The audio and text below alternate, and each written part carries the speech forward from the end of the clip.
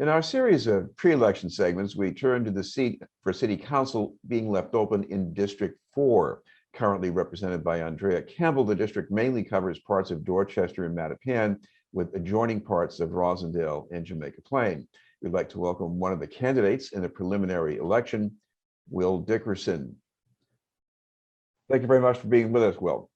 Thank you for having me, Chris. I greatly appreciate this honor. Over the years, when I was younger and growing up, enjoyed watching your broadcast, interviewing various candidates in the community and tackling various community issues. So I'm honored to be on, and thank you for having me. Well, thank you for joining us. Well, I know you have some background in the City Council itself, but you also have some faith-based background, including your parents. What did you learn from them, especially about the idea of ministry? From my parents, I've learned a lot at a young age. It's a blessing, and it's better to give than to receive. So giving has been a part of our family, a part of me all my life.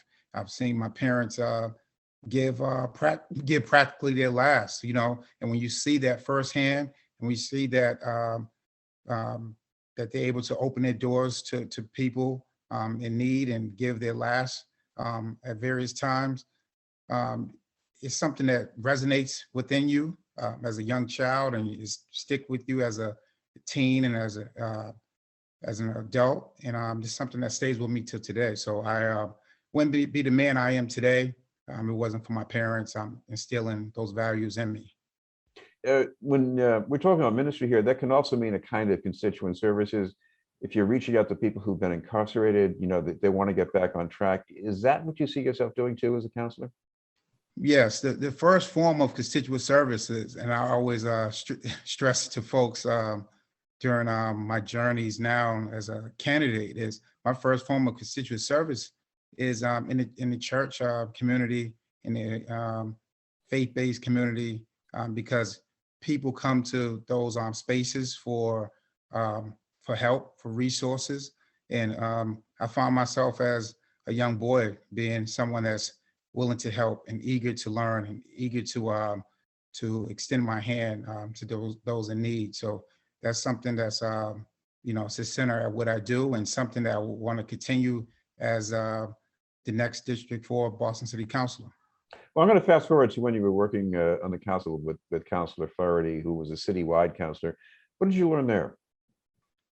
Working with Councilor Farrell, and I always stress to individuals that seek candidacy, working for elected official is like one of the best learning experiences you can have.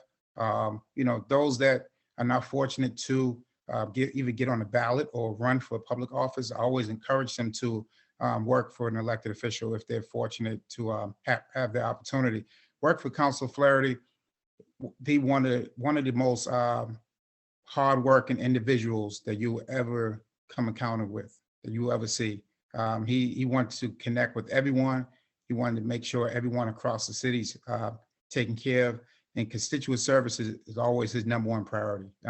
If it's 4:55 and the office is shutting down at 5 and someone calls at 4:55 or 4:48, he wants you to pick up their phone and respond to that constituent and get it done, no matter how long it takes. And his work ethic, and he's seeing it firsthand, and being a mentor to me has been very helpful over the years. You also worked as a police liaison. What was that like?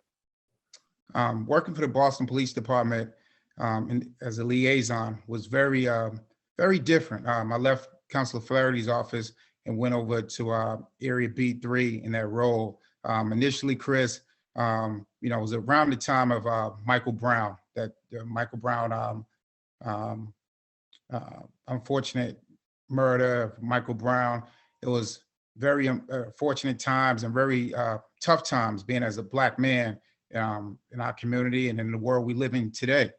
So it was tough for me at first. I didn't want to do it at all. I said no, and I had a moment by myself to think and say, you know what, Will, you want to be a leader, you want to be a change agent. That's your gift, that's your passion, that's your thing. So the best way you could do is to make change. If you see any negative influences or things, you have the ability to change it, you know? So I was fortunate and blessed to go over to Area B3.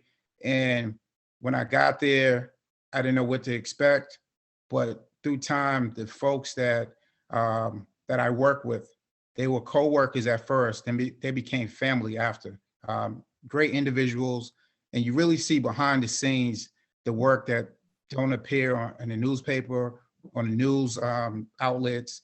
You see officers that are willing to send kids in our community to college. You know, I've seen firsthand officers write out checks to make sure kids had book money and the food while they're on campus and various other things, clothes, and go well beyond their call of duty. So I have that ability and that gift, and as one of the only candidates in this race, to be able to connect those bridges and be able to explain to the community the importance of community policing and having those in our community that are able to tap into various resources that others cannot tap into.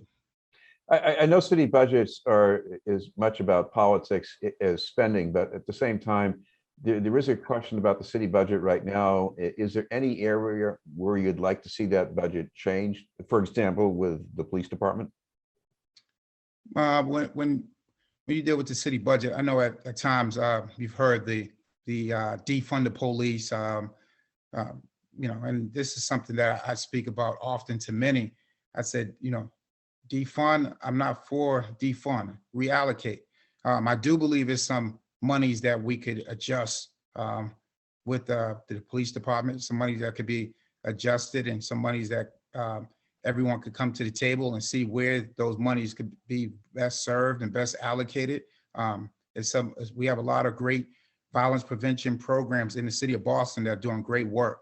And we will have to see fairly where those monies need to go and how to best support the budget. You know, and with any budget, with any negotiations. You know, sometime at the first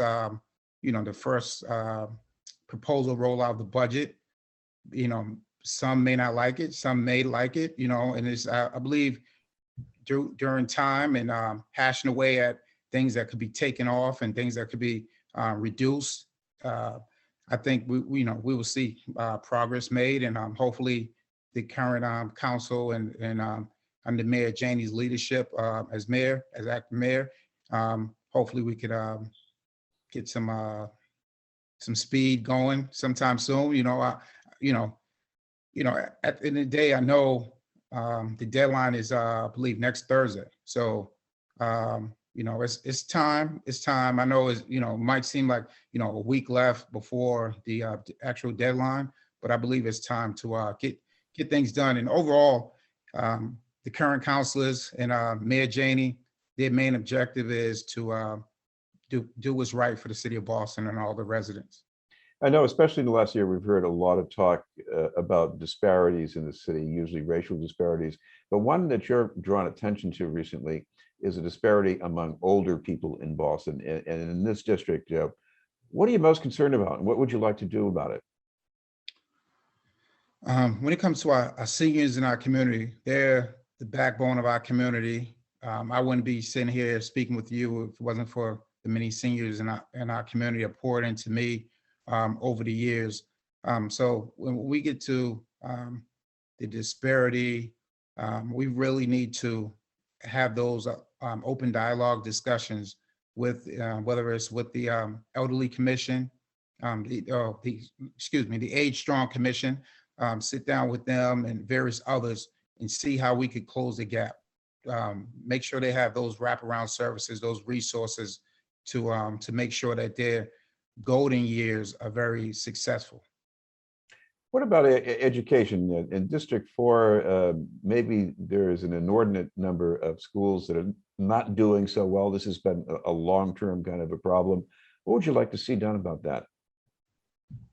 First off, Chris, my plan to, moving forward, if I'm honored and blessed to have the votes of the people of District 4, I would want to once a month, myself, visit the schools, whether it's once or twice a month, visit the schools, talk with the principal, talk with the staff, try to see which way I can be helpful. Because I believe overall, sometimes we have a citywide plan.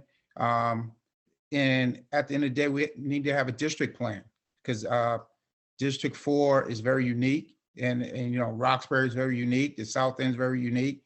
So I think we have to approach it as a district-based approach.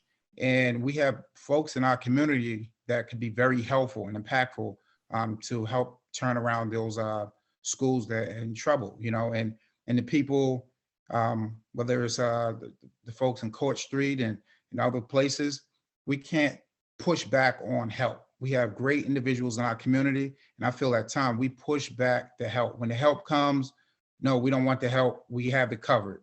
And it's like if there's a house on fire and someone's running to you with a hose to help water down the fire, take the fire out, you're not going to stop them. You're going to tell them, come on, we need your help. And I think many times in our community, what we do is we tell folks that are willing to help and knowledgeable, we tell them no. And I believe we have the folks in our community all throughout our district that could be very helpful and really could get into these schools and really help create change if given an opportunity.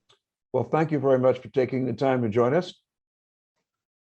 Thank you for having me, Chris. I appreciate it, and look forward to talking to you in the very near future.